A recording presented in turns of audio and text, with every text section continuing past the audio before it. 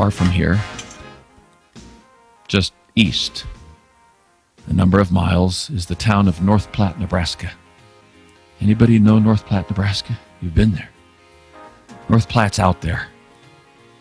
It's, you got to want to go to North Platte. In 1941, it was a town of 12,000 people. The Japanese attacked Pearl Harbor on December 7th, 12,000 people at this Union Pacific Railroad called North Platte. 10 days later, there was a train coming through with National Guard troops. The word went out it was Nebraska National Guard troops, and so some folks baked cookies and stuff and went down to the train. And they went down to give them some cookies, but they looked in the windows and it wasn't Nebraska guys. They couldn't find any of their own. It turned out to be Kansas. But they stood there, with the cookies and the cakes and stuff. And finally, one young woman by the name of Ray Wilson, a drugstore clerk, said, "Well, I'm not keeping my cookies. I'm not taking my cookies home." She stepped up and gave them to one of the young men, and then everybody gave their stuff. Immediately after that, when they started moving Army troops through and sailors and stuff, Ray Wilson organized some women, and they decided they were going to meet the trains that came through North Platte, Nebraska. Bob Greene, a journalist from Chicago Tribune, has written about this in a book called Once Upon a Town. And they started to meet the trains. And over the next 4.5 years, they organized, mostly women, 55,000 women. And they met every train that came in, sometimes up to 32 trains a day. And the Union Pacific Railway gave the restaurant to them, and they dubbed it the North Platte Canteen. And they got 10 minutes to get off the train. These guys would jump off the train, run in there, and there would be wall-to-wall tables with sandwiches and cakes and pies. One woman said, "My job during the war was to make 10 angel food cakes from scratch with turkey eggs every week in the back of that train station." Everything was rationed. People had to give it out of their own goods. Only $5 came from the government, and it was a check from Franklin Roosevelt. Said, "I heard you doing some good things out there," and he sent $5. The people of these towns like yours, all over that area, came there during the course of the war. I mean, these guys would jump out of the train, run in there, and there'd be hot coffee, there'd be donuts, there'd be pheasant sandwiches in season. And I said this at the Nebraska Governor's Prayer Breakfast, and the senator came to me afterwards and said, "Sometimes pheasant sandwiches out of season." And they'd get back on the train and they'd go off, many never to return. During the course of the war, 6 million United States servicemen and women came through North Platte, Nebraska, and every single train was met. And the story would go something like this. A guy would say, "I graduated from Brooklyn High School, never been out of New York City.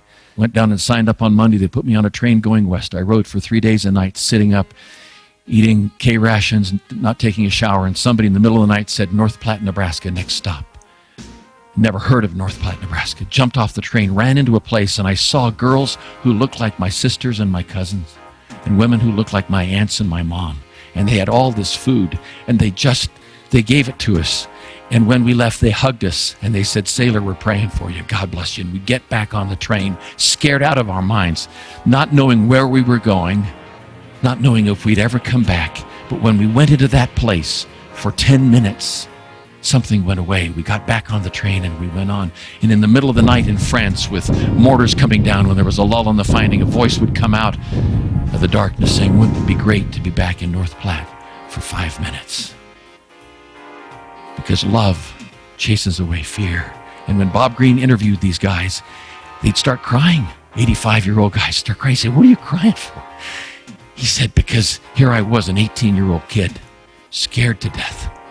And I went into that place, and for 5 minutes in the middle of the night, in a place I'd never been to with people I'd never met, going to a place I didn't know, somebody loved me and was kind to me." I told this story in Denver a couple years ago at the 60th anniversary of Youth for Christ Campus Life. A young woman came up to me the next morning and said, "When you were telling that story, I thought about my grandpa. My grandpa was in the Navy, and he lived in Pennsylvania, and I wondered, did he go through North Platte, Nebraska?" She said, "My grandpa's 90 years old in a nursing home, and he has dementia. He doesn't remember us most of the time. But I called him, and I said, 'Grandpa, this is Jennifer.' And I said, 'Grandpa, does the name North Platte, Nebraska mean anything to you?' And he said, 'North Platte, Nebraska.' Instantly, he was lucid. 'You bet it does. He said, I went in there and they gave me donuts and sandwiches and coffee, and they shined my shoes. You bet I remember North Platte, Nebraska. What is it, 60 years after the fact, that brings a 90-year-old man out of dementia? When you're scared and you're 18 and you're going off to war, and on the way, somebody loves you and is kind to you.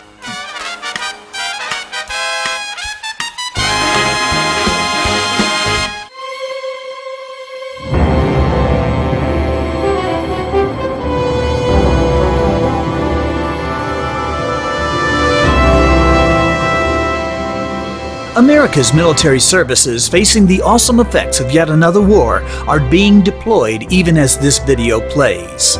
Resources, however, are available to encourage these men, women, and their families in much the same way as the North Platte Canteen marked its historical place in serving our nation's military.